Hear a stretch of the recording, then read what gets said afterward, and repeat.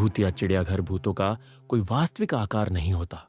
वह किसी भी शरीर में जाकर उसी के अनुरूप बदल जाते हैं। इसी से प्रेरित होकर यह घोस्ट की कहानी लिखी गई है।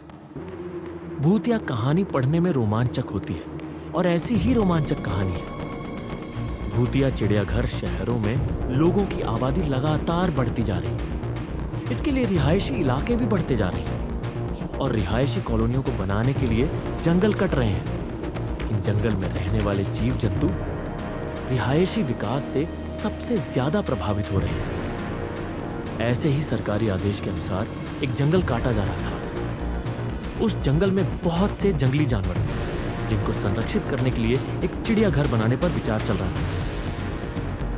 ठीक तभी प्रशासनिक निर्णय से एक बहुत पुराने खंडहर को चिड़ियाघर में बदल दिया जाता है और कटे हुए जंगलों से जितने भी जानवर पकड़े गए हैं उन्हें इसी चिड़ियाघर में लाकर रख दिया जाता है। लेकिन सभी इस बात से अनजान थे कि यह खंडहर कोई साधारण भवन नहीं है, बल्कि भूतों का एक रहस्यमयी ठिकाना है।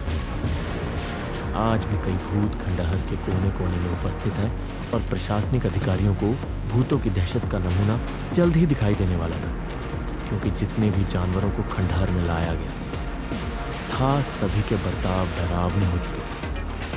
उनके पिंजड़े के करीब जाते ही वह जोर जोर से आवाज निकालने लगते। मामला जानवरों से जुड़ा था, इसलिए पशु चिकित्सक को चिड़ियाघर बुलाया जाता है। लेकिन पशु चिकित्सक को भी कुछ खास जानकारी नहीं मिलती। सभी जानवरों के खून की जांच करने के बाद भी उनके शरीर में किसी तरह का कोई इन्फेक्शन नहीं पाया जाता। दरअसल जानवरों के अंदर भूत होना कल्पना से परे था, इसलिए पशु चिकित्सक अपने विज्ञान के माध्यम से इलाज करने का प्रयास कर रहे थे। बहुत जल्द चिड़ियाघर दर्शकों के लिए खोला जाना था, लेकिन जानवरों का ऐसा हाल देखकर आम जनता के लिए चिड़ियाघर खोलने के फैसले पर रोक लगा दी जाती। शासन की मुश्किलें बढ़ती जा रही थी और जानवरों की हालत बद से बदतर होती जा रही थी। उन्हें एहसास होने लगा था कि जानवरों के जंगल को काटकर शायद हमने बहुत बड़ी गलती की। चिड़ियाघर के अंदर भालू, हाथी, शेर, सांप और कई तरह के पक्षी रह रहे थे। एक रात सभी जानवर भूतिया प्रभाव से उग्र हो जाते हैं और खंडहर की दीवारों को धक्का मार मार के गिरा देते हैं। दीवार गिरते ही सभी जानवर रिहायशी क्षेत्रों की तरफ दौड़ पड़ते हैं।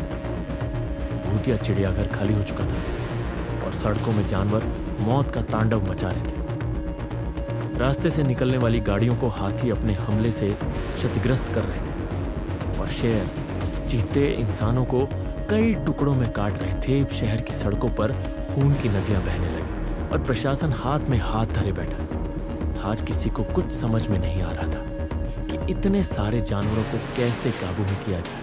सारे शहर में कर्फ्यू लगा दिया गया। आज सबको लग रहा था कि जंगली जानवर अचानक जंगलों के कटने से पागल हो चुके हैं, इसलिए इतना नरसंहार कर रहे हैं। किसी भी कानून में इंसानों की जान को प्राथमिकता दी जाती है, इसलिए जंगली जानवरों को मारने के आदेश जारी कर दिए जाते हैं और आदमखोर जानवरों को हेलीकॉप्टर की मदद से ट्रैक किया जाने लगता है। शहर के चारों तरफ मौत मंडरा रही थी। जानवर अब कॉलोनियों में घुसकर लोगों के घर तोड़ने लगे।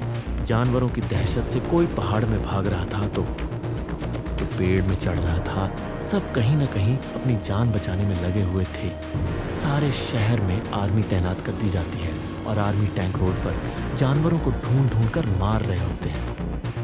लेकिन जानवरों के अंदर भूत सवार थे, इसीलिए वह बेखौफ होकर आर्मी के टैंकों की धज्जियां उड़ा देते हैं। हाथी अपनी जोरदार टक्कर से कई टैंकों को धराशायी कर देते हैं। जानवर किसी के कंट्रोल में नहीं आ रहे थे।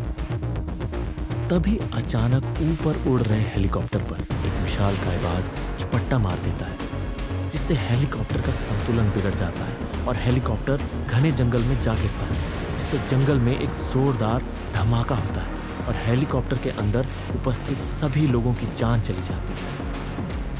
भूतिया जानवरों ने आतंक मचा दिया था, लेकिन इसके लिए जिम्मेदार हम लोग थे, जिन्होंने उनके जंगलों को अपने फायदे के लिए कटने दिया और जंगली जानवरों को मजबूरी में उस भूतिया चिड़ियाघर में आकर रहना पड़ा। आर्मी की गोली से अचानक एक शेर मर जाता है, उसे उठाकर अनुसंधान केंद्र लाया जाता है ताकि उसकी जांच से पता लगाया जा सके कि सभी जानवर किस वजह से ऐसा बर्ताव कर रहे हैं। सभी परीक्षणों की रिपोर्ट आने के बाद वैज्ञानिकों को पता चलता है कि जानवरों के मानसिक हार्मोनल परिवर्तन हुए हैं और यह बदलाव कुछ समय पहले ही हुए हैं। लेकिन ऐसा क्यों हुआ और जानवर ऐसा किस वजह से कर रहे थे, इसका पता खंडहर के अंदर ही चल सकता था। वैज्ञानिकों को खंडहर में कुछ संदेह उत्पन्न होता है, इसलिए वह जांच करने के लिए अपने यंत्रों के साथ उसी भूतिया चिड़ियाघर पहुंच जाते हैं और सारे खंडहर के कोने कोने की फ्रीक्वेंसी की जांच करते हैं। तब उन्हें अपने डिवाइस पर आत्माओं के होने के संकेत दिखाई देते हैं। वैज्ञानिकों को पता चल जाता है कि सभी जानवरों के शरीर को भूत प्रेतों ने कब्जा कर लिया है और अब भूत ही शहर में आतंक मचा रहे हैं। वैज्ञानिक प्रशासनिक अधिकारियों से मुलाकात करते हैं और बताते हैं कि सभी जानवरों के आदमखोर बनने की वजह भूतिया आत्माएं हैं जो कि उस खंडहर में मौजूद है। हमें जानवरों के अंदर से भूत निकालना होगा ताकि जानवरों को संरक्षित जा सके और शहर को श्मशान बनने से रोका जा सके। जानवरों को पकड़ने के लिए स्पेशल कमांडो की एक टीम बनाई जाती है जिन्हें कुछ खास हथियार दिए जाते हैं। कमांडो एक एक करके सभी जानवरों को बुलेट गन इंजेक्शन की मदद से काबू में कर लेते हैं, लेकिन मजबूरी में कुछ जानवरों को जान से मारना पड़ता है। जानवरों को रिसर्च सेंटर लाया जाता है और उनके मानसिक बर्ताव को ठीक करने के लिए उनका न्यूरो हार्मोन ट्रांसप्लांट किया जाता है। कई दिनों के इलाज के बाद सभी जानवरों की हालात ठीक होने लगती है, लेकिन उस भूतिया चिड़ियाघर को हमेशा हमेशा के लिए ध्वस्त कर दिया जाता है। भूत केवल इंसानों को नहीं, जानवरों को भी क्षति पहुंचा सकते हैं।